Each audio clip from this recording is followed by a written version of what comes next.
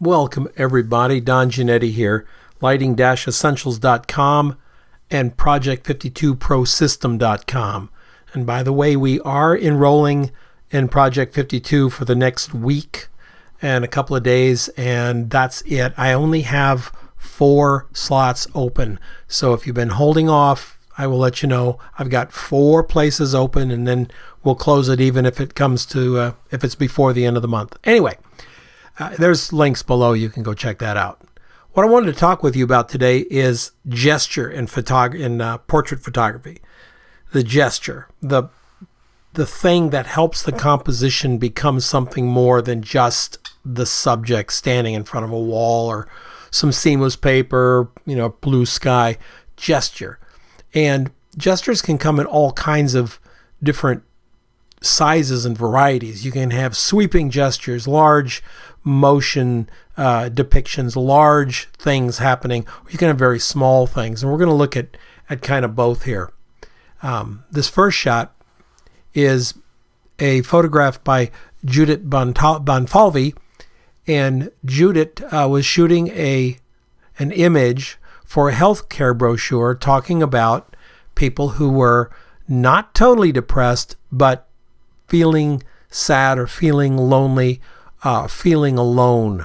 That was the brief for the assignment, and Judith pulled this off beautifully. One light, and you're going to notice what you're going to see in a lot of this work today on this video is a lot of one light work. You don't need a lot of lights to convey gesture. So it's not a lighting thing, it's a subject thing.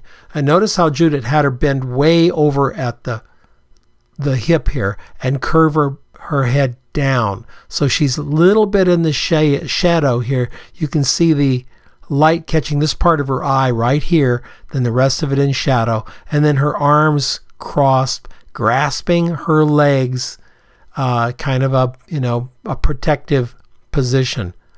One big softbox over here, and that's it. It's a lovely shot, and it really does carry the idea that the assignment wanted to be done. Harwood did this lovely shot, also of someone looking a little lonely, glancing out the window. Notice the window lights coming in. I think he did this with some sort of flashlight, if I remember right. But lots of mystery.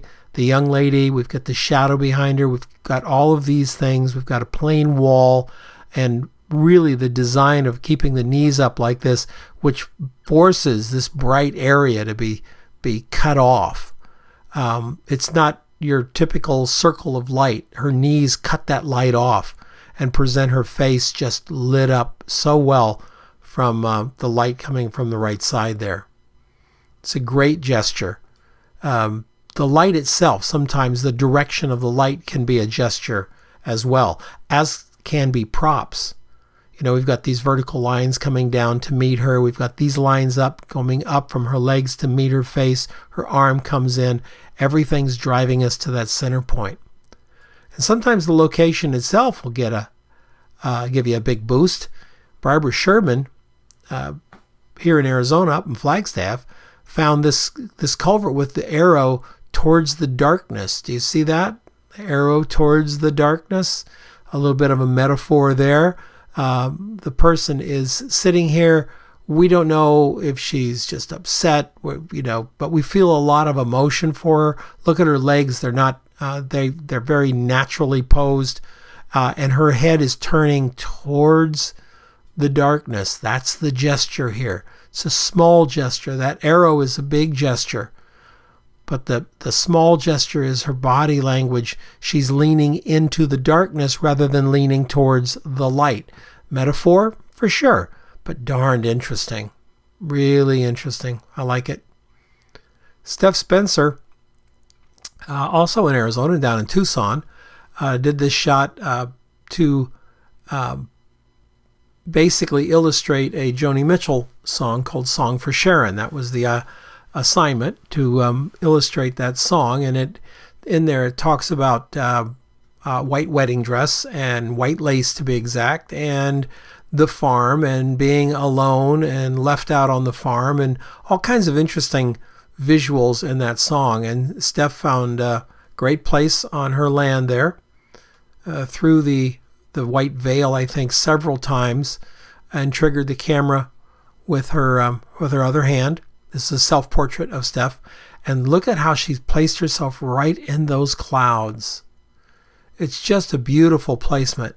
It's a kind of a melancholy song, so it's a little bit sad of a song, but it's still so beautifully represented here by having these storm clouds clearing actually in front of the young lady who's walking away, throwing away the white wedding gown. It just really worked out so well. And that's Stephanie down in Tucson, Arizona.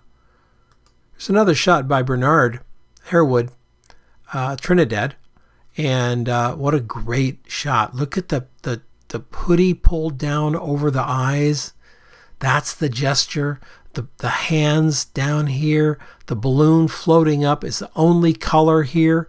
It's such a beautiful shot. It's so powerful. The light falling on the nose and the lips, all of this is the gesture of the photograph. It's a very simple photograph, one light. We don't need a lot of lights. Notice how the red bounces up into the face, bounces down through the little white stripe here on the jacket. It's very, very, again, melancholy. The assignment was one red balloon. So the assignment wasn't necessarily melancholy, but one red balloon, and Bernard did this really spectacular portrait. Love it. Rose Smith is in the U.S., up in Oregon, and this is I love this shot. We've got the wood back there. We've got the flannel shirt we can see here. We see the wood. We see the steam, so we know it's cold. And that little gesture of light spilling in through just a little opening and lighting him up. Such a nice portrait. Such a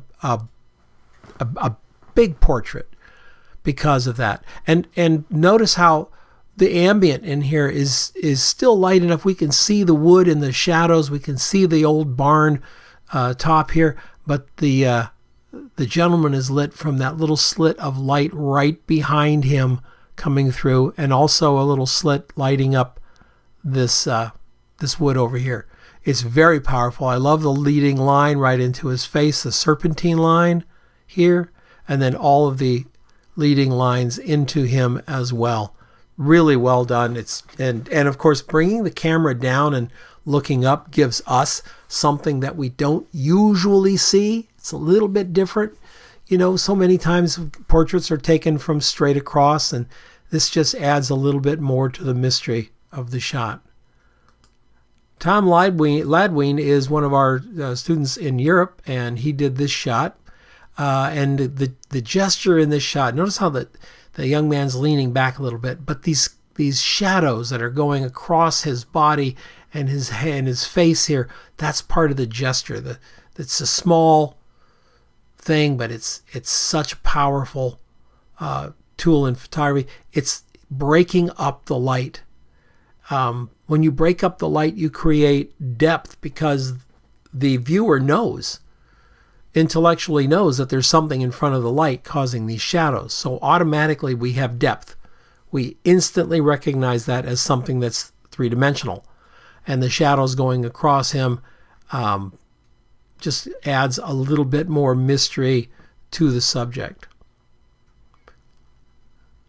Who has, by the way, the best hair I've ever seen.